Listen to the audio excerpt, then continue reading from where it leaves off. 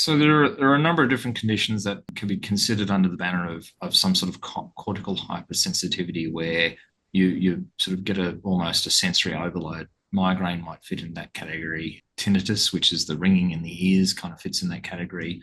Visual snow is thought to be one of those sorts of things, and we've also got pattern glare. And so in the natural environment, we have these sort of multiple different patterns that are kind of chaotic's not the right word, but you don't get this kind of real regular pattern too often in the environment. And yet Mm. in artificial environment that we sort of tend to live in, we get these very strong patterns. So, like the doors behind you or patterns on my shirt are a lot more regular than what we see in nature.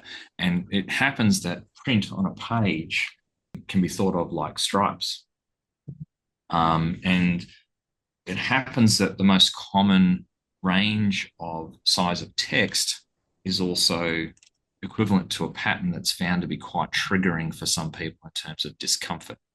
Mm. And I like to go down little rabbit holes in the literature, and it's interesting to see lots of people talking about the same thing. And so you have different names that pop up in literature that can be called visual stress or visual discomfort, and pattern glare is another one. But they're all talking about essentially the same thing, that there's a certain um, size of pattern that people find visually uncomfortable to look at, and they create similar symptoms to eye strain.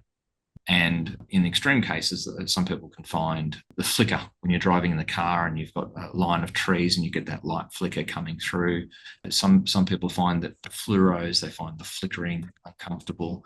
If you think of the grocery aisles, local supermarket, those very strong lines from the shelves, some people don't realize why they feel overwhelmed and uncomfortable. And so they're actually finding it's actually that the stripes in the environment are quite triggering.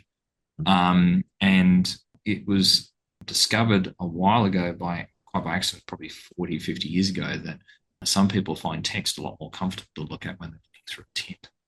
And there's still a lot of conjecture around why. Unfortunately, tints were then linked with reading disabilities, and it's not about reading disability, it's about looking at text more comfortably. Mm. If you've got a severe pattern glare, then it can seem quite remarkable how much easier reading becomes, that Mm. I can understand why it became a bit of a reading kind of cure in some circles. And what all it said was, for that particular person, they never had a reading problem to begin with. They just had pattern glare. You have a Mm. remarkable change. Reading wasn't the issue; it was the pattern stopping you from being able to read at your best. And there are pockets of research that demonstrate that people who suffer with visual discomfort or pattern glare do have similar accommodation or focusing problems to what we might describe an anti-fatigue lens for. And so we might find that if someone's got a bit of pattern glare, we look after their binocular vision and their focusing and their accommodation well, then their sensitivity to pattern glare might drop off. And so they become a lot more comfortable.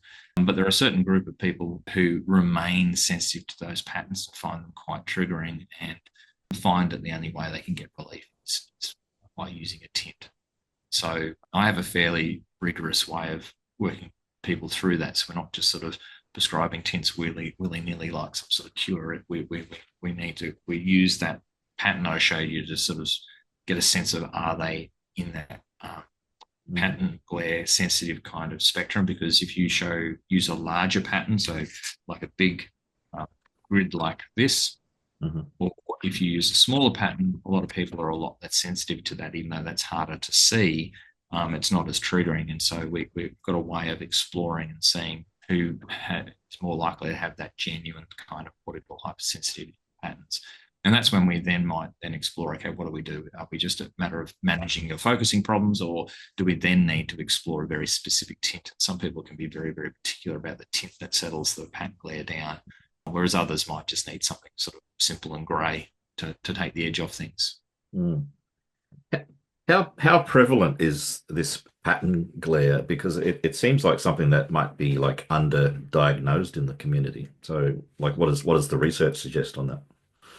Look, a lot of these things seem to fit. And look, right off the top of my head with pattern glare, I would think it would probably sit in the sort of less than 5%. Visual snow seems to sit in that category. A lot of visual conditions sit in those smaller categories. And I'm sure I'm sure if you were to be able to get the millions of dollars it would take to research it really thoroughly, that you probably find it's a bit of a spectrum. That I certainly believe that stress increases your risk of being triggered by patterns. And so I'm sure there's a, it's natural to be finding, it's natural to be uncomfortable with those very strict kind of patterns.